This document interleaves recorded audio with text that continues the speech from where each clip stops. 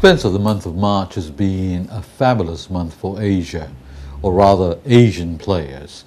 We saw the affable Shin win the HSBC Women's Championship in Singapore, and on just a couple of hours later, we saw Wei Yang from South Korea assert himself the tiger beater.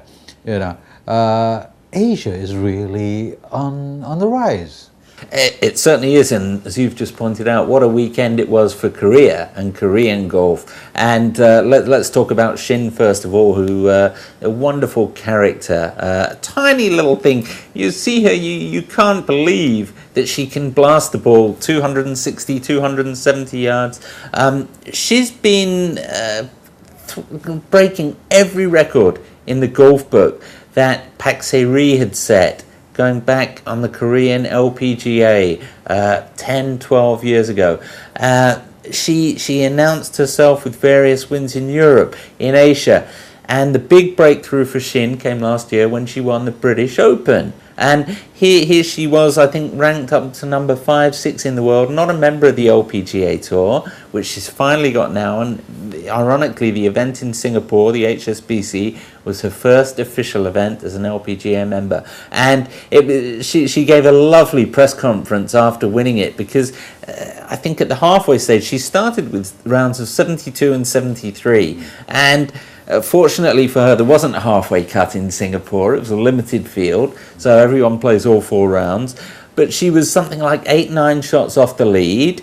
She went out there on Saturday, no expectations, no hopes, shot brilliant 66 that her caddy was saying was so good it could have been much lower. You know, she hit every green in regulation.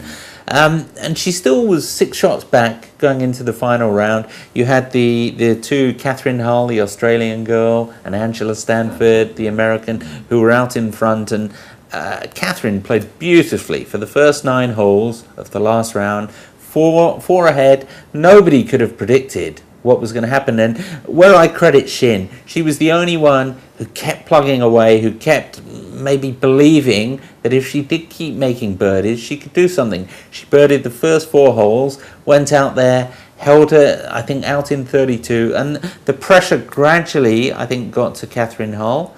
She made a few mistakes on the back 9, particularly on the 13th, where she ended up with a double bogey. Shin came in with this brilliant bogey-free 66. She played the weekend, 2 rounds of 66, 12 under, not a single bogey.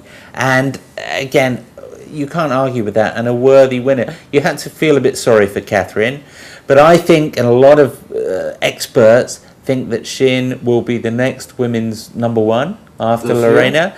Well, that's going to be fascinating. I mean, Lorena won the week before in Thailand and played beautifully, came from behind there to beat Paula Creamer on the last day. And this is a huge year for Lorena. She's just announced she's going to get married, I think, at the end of the year. I think you're going to see she's going to cut back her playing schedule, probably towards the latter end of the year, to plan the wedding and everything.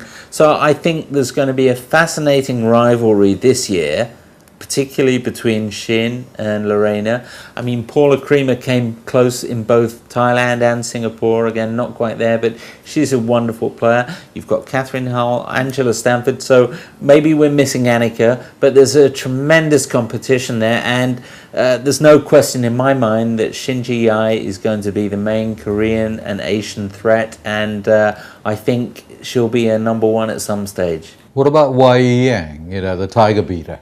Again, a lovely story. You know, he beat Tiger at the HSBC Champions in Shanghai 2006, and everyone said, here's the new KJ Choi, and he's going to do this, he's going to do that. He got to the States, and basically nothing worked. And he's had 2 years, Mike, where he's virtually been unheard of. And it was interesting, he was saying that he rededicated himself, really started focusing again this year to get ready, and he did reasonably well the first couple of events on the USPGA Tour, and then he arrives at the Honda Classic, and again from the second round took the lead and began showing the kind of form and the self-belief that he had in Shanghai when he won. Again, a beautiful ball striker, and as all these guys at that level have to be, the most incredible short game. I saw some of the highlights of his victory, and particularly his putting, sensational. He had on the final green, I mean, a scary, I think 50, 60 foot putt.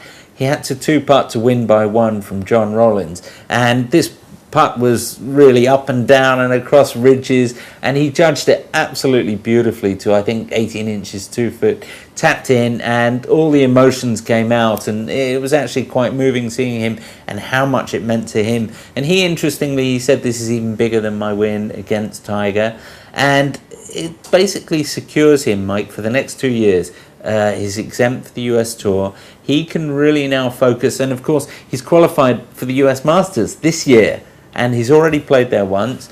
And again, this could just be the kickstart that sees him go on. He's only the second Korean ever after KJ Choi to win on the men's tour in the US, and a lot of people thought Charlie Wee would be the second one.